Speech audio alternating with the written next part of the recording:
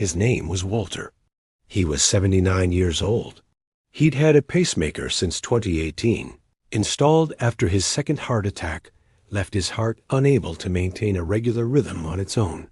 The device kept him alive. It sent electrical impulses to his heart muscle 24 hours a day, every day, for 8 years. In May of 2026, his cardiologist got an alert from Walter's remote monitoring system. The pacemaker battery was at 3%. It needed to be replaced immediately, or his heart would stop. Medicare Advantage denied the replacement procedure 3 times. On June 14, 2026, Walter's heart stopped. He died because an insurance company decided a battery at 3% was still functioning. Walter had been a postal worker for 39 years. He walked the same route for 2 decades until his knees gave out and they moved him to sorting. He retired in 2014. He and his wife had been married for 54 years. They had 3 children and 7 grandchildren. After his first heart attack in 2016, Walter changed everything. He quit smoking. He lost 40 pounds. He walked every morning. He took every medication his doctor prescribed. He did everything right. When his heart rhythm became dangerously irregular in 2018, his cardiologist recommended a pacemaker. Walter agreed. The surgery took 90 minutes. The recovery was smooth. The device worked perfectly. For 8 years, Walter's pacemaker did its job. It monitored his heart rhythm constantly. When his heart beat too slowly or irregularly, the pacemaker sent a small electrical pulse to correct it. Walter went to his cardiologist every 6 months for checkups.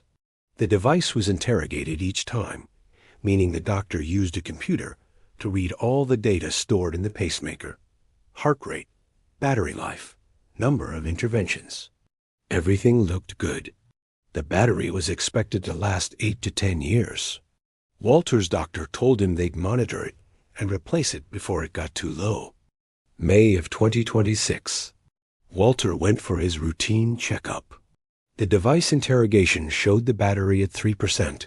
His cardiologist was surprised. The battery had been at 18% just 6 months earlier. Sometimes batteries degrade faster than expected. It happens.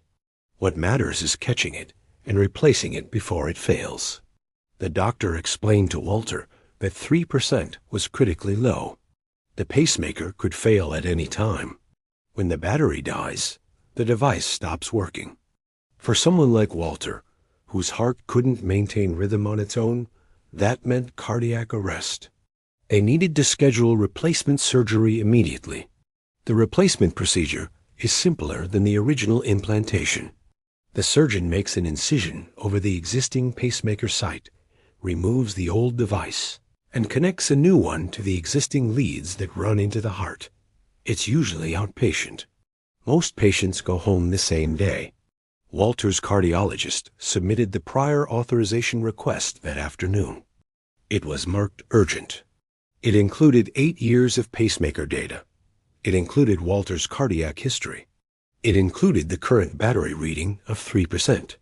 It stated clearly that device failure was imminent and replacement was medically necessary to prevent sudden cardiac death. First denial came back in 72 hours.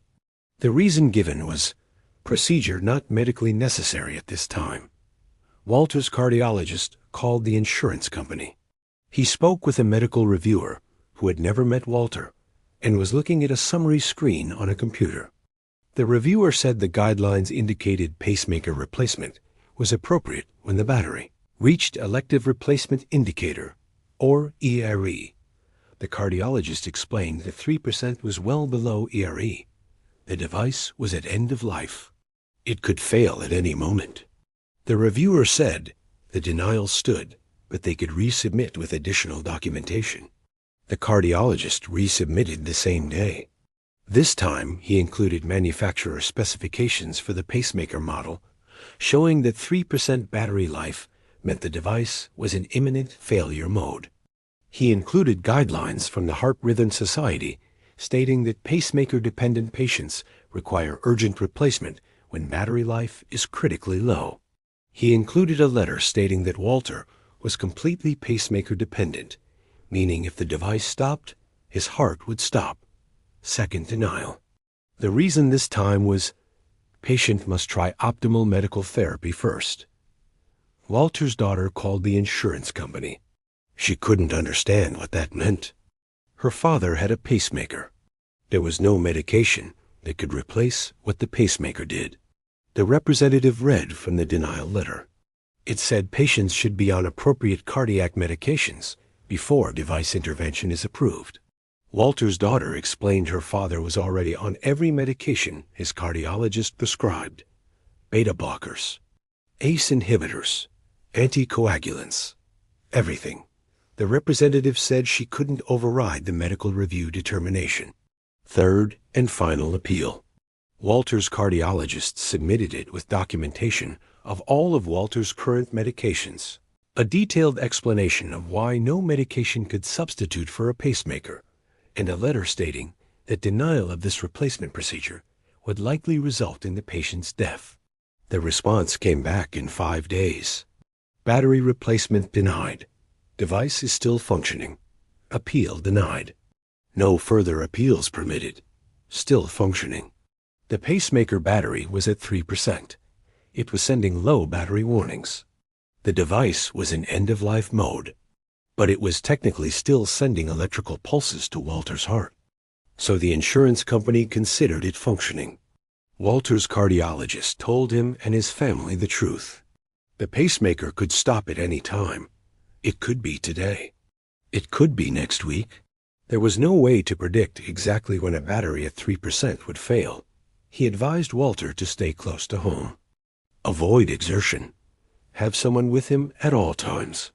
Call 911 immediately if he felt dizzy or short of breath. Walter asked if he could pay for the replacement himself. The cardiologist gave him the estimate. The device itself cost $12,000.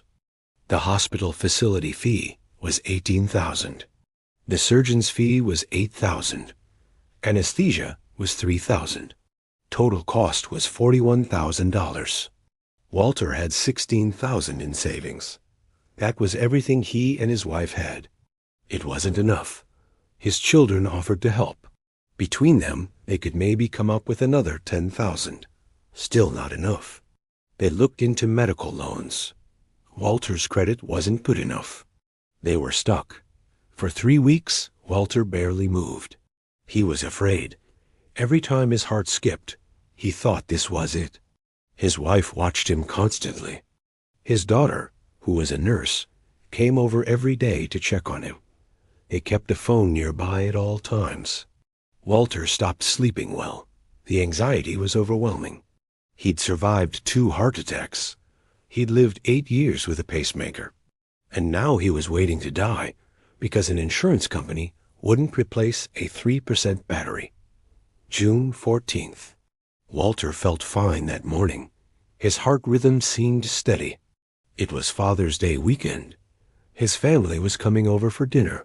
He decided he wasn't going to spend the day in fear. He helped his wife set the table. He sat in his chair and visited with his grandchildren. At 6:27 in the evening, Walter stood up to help clear the table. His pacemaker battery failed. The device stopped sending pulses. Walter's heart immediately went into an arrhythmia. He felt dizzy. He sat back down. His wife asked if he was okay. He said he felt strange. Then he lost consciousness. His daughter started CPR immediately. Someone called 911. The ambulance arrived in 9 minutes. Paramedics took over compressions. They used an automated external defibrillator. They got IN4 started. They intubated him. They did everything right. But without the pacemaker functioning, Walter's heart couldn't maintain an effective rhythm. He was pronounced dead 23 minutes after the battery failed. The medical examiner listed the cause of death as sudden cardiac arrest due to pacemaker battery failure. 2 days after Walter's funeral, another letter arrived from his Medicare Advantage plan. It was the response to his final appeal. Appeal period has expired. No further action will be taken on this case. His wife read it sitting at the kitchen table, the same table where Walter had collapsed. She didn't cry. She'd already cried more than she thought possible. She just folded the letter and put it in the folder with all the other denials. This is not an isolated case. Patients across the country with pacemakers, implantable defibrillators, insulin pumps, and other battery-powered medical devices are being denied timely battery replacements. Insurance companies are interpreting still functioning to mean any device that hasn't completely failed yet. They're ignoring manufacturer guidelines. They're ignoring physician recommendations. They're making patients wait until devices are at critical failure levels before approving replacements. And people are dying. Pacemaker batteries don't recharge. When they hit low levels, they will fail. It's not a question of if, but when. Medical guidelines are clear. Pacemaker-dependent patients need replacement when battery life reaches elective replacement indicator, typically around 3 months of remaining life. Waiting until the battery is nearly dead puts patients at risk of sudden cardiac death. This is established medical fact. But insurance companies are denying replacements anyway because the device is technically still working. If your parent, your spouse, anyone you love has a pacemaker, defibrillator, or any implanted battery-powered device, you need to know this is happening.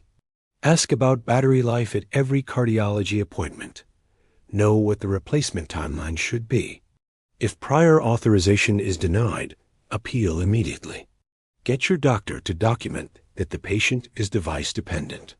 Make it clear that device failure means death. These stories need to be documented. Every denied device battery replacement. Every patient told to wait until the battery is lower. Every person who died because their still functioning device stopped functioning. Share these experiences. Demand accountability. This is preventable. Walter should be alive. His pacemaker battery hit 3% in May. It should have been replaced in June. Instead, he's dead because 3% was still functioning. Right now, as you watch this, another grandfather's pacemaker battery is at 4%. And Medicare Advantage just decided that 4% is still functioning.